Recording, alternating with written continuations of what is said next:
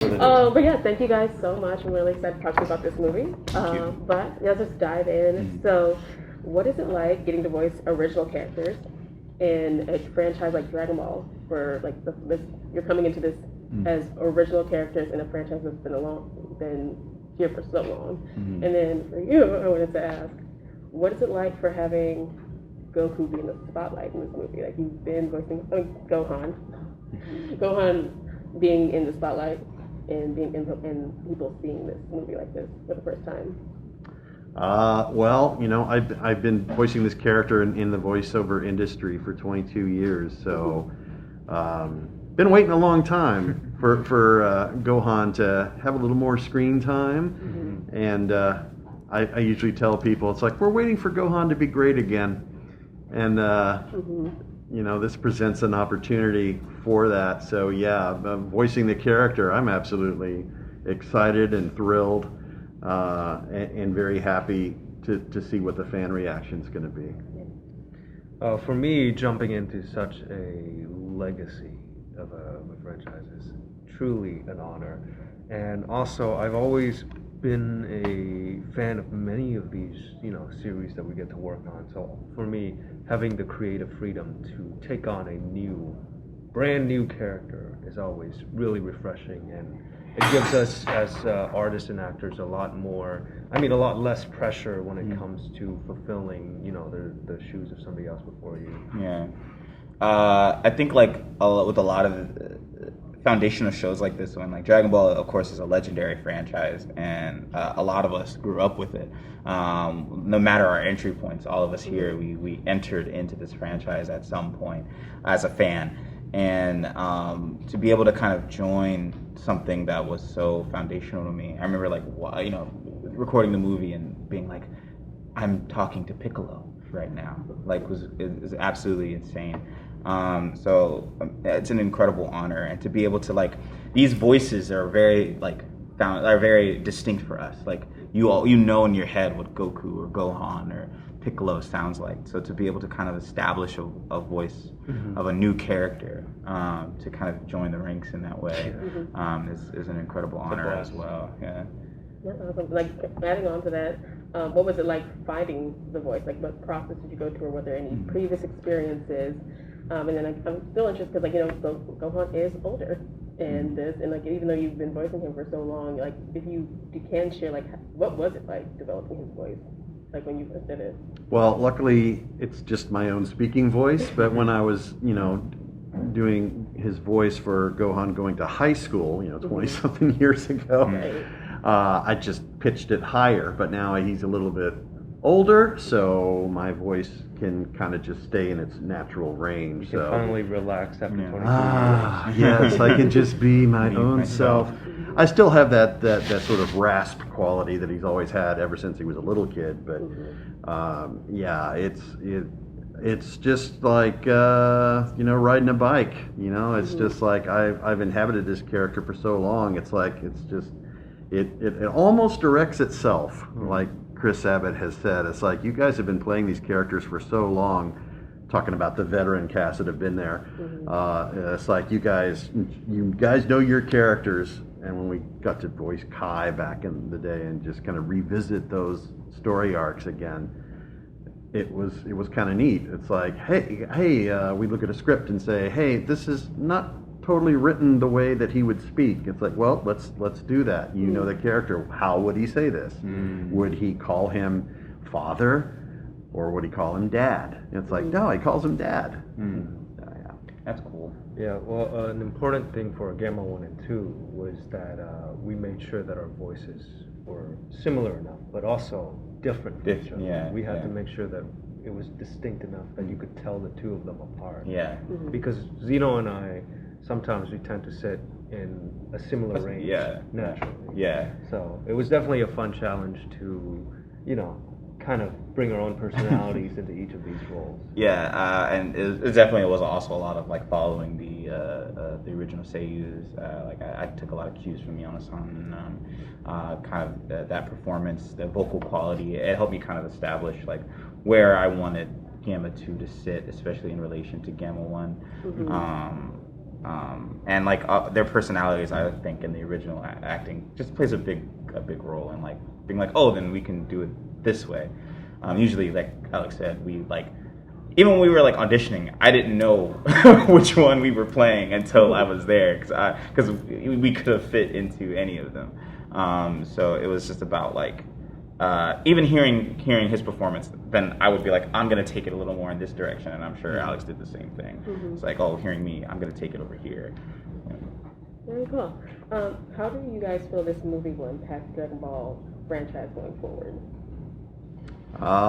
Well, if past box office is any indication, it's, the show is the franchise is gonna continue in from here on out. I think way past when we're alive. I think it'll still be there. It'll be there. It'll just be like Star Wars or Marvel or Dragon Ball Future. It will, and we are blessed to help kind of lay the foundation and be a part of the original English dub that a lot of people in North America and the world have been exposed to. So.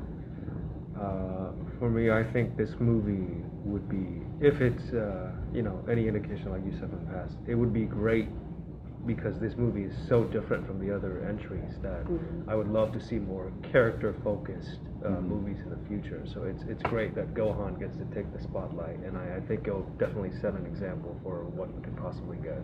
So I'm very excited for that. I think this movie opens up a lot of questions for me. Like as a fan, I was like, what does this mean? Like I got to the end and I was like, what there's will happen next? Gotta be something here that means something. And so I just think, it's like always hinting that there's more. There's more ways, another level to get to, another universe to This is build. only the surface level. Yeah. What will happen next? Yeah. Find out next time. Yeah, whether it's movies or more anime series, we're not sure what the future holds. But whatever it is, I bet the fans are going to be thrilled no matter what happens. I definitely think we're getting granola soon. I'm just saying. I definitely think that's fingers crossed. I would love to see granola animated. No, and I agree because I feel like this movie kind of delivers on what we were promised after the Cell Saga, and it's like the perfect. Yeah. It just fits perfectly. Little companion piece, right? Yes, yes. And if you could give one reason for people to watch the movie, what would you say that would be for me personally? What about you? Oh man.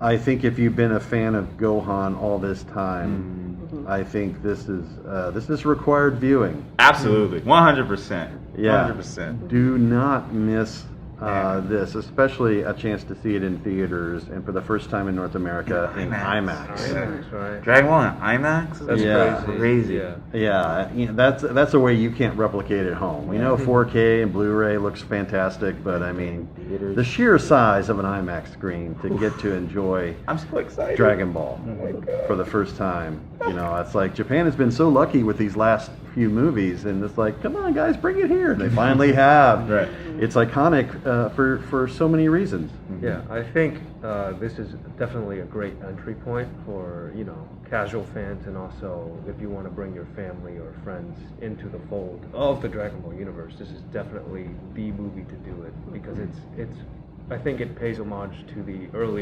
prior pre-Dragon Ball Z. This is a Dragon Ball. This feels very much like Dragon Ball, where there's a lot of comedy, there's a lot of heart, and there's a lot of messages about family that's mixed with all this really cool spectacle and action. Yeah. I was gonna watch it regardless if I was in it or not. It's just I so happen to be in it now. That's the only difference. And very similar to what Alex said, I think it is kind of reminiscent of like kind of returning to the roots of Dragon Ball and this mixture of comedy and action and spectacle, and now it's got this like really beautifully animated CGI style. It's kind of also the first time we're seeing a lot of these characters outside of the video games kind of moving in a three-dimensional space, and the way it's directed lends itself to that huge spectacle and the angles, and I just think that's just a feast for the eyes as well. It's just very impeccable, very precise from beginning to end. And I think just to experience that Dragon Ball in this way, in this form, is you can't. It's like like concept, like very required. I think. In short, we can't condense it to one reason. Just go see it. Yeah, literally. And then last question. This movie, like we said, it feels very different from previous works, but like specifically the animation style. What were your guys' reaction when you first saw it, like what the animation style would be, and then seeing the final product? I thought it looked amazing. And I think it just speaks to the evolution of animation and techniques and using today's tools to pay homage to the original look. So it still retains that. It still feels like Dragon Ball, but it's using some different tools to achieve new heights. And I was really, really happy to see that form. It's a really, really interesting take on the traditional Dragon Ball that we all know. So seeing, the new tools, like you said, being put to use, like that rain scene from the trailer. I'm a big fan of rain in any sort of media. So seeing that in like this 3D space, and they had all the reflections and stuff like that, and seeing the mist splash, like it uses a lot of like really cool real-ish elements. So seeing that with the animation, and obviously it's stylized to look 2D at some points. So it's just a great combination of visual styles that I'm a huge fan of. I remember even going in and recording it and kind of watching some of the animation, even knowing that even when I was recording it wasn't completely done. I was like, oh, this is going to be incredible. It felt very much like the heart and soul of Dragon Ball, and I don't know why I never even thought that how much it would work in a three-dimensional space. Like I feel like 3D animation kind of is like, people are very trepidatious, but I don't think they have anything to worry about with this. Like it's so specific. Like even in the new trailer, there's a part of Gamma 1 running on top of a Kamehameha before, like it's just that kind of specificity that they get with this sort of animation in the direction. Camera goes crazy. Yeah, and it's just like why wouldn't you want to see a Kamehameha in 3 dimensions? Why wouldn't you want to see that? Like like why haven't we seen that before? I just think it added a fresh new element, especially when you're coming off of like Broly was like, oh, here's a new style. Like this isn't the traditional style you're used to. It's a brand new kind of more fluid style, and now this one is very, very specific. I think it's the best word I can use to describe it. There's a new style. You're right, and it's like very like establishing the soul of, I think, the series. Love it. Well, thank you guys again for your time. Thank you. Can't wait for everyone else to see the movie. Yes. Yes. Agreed.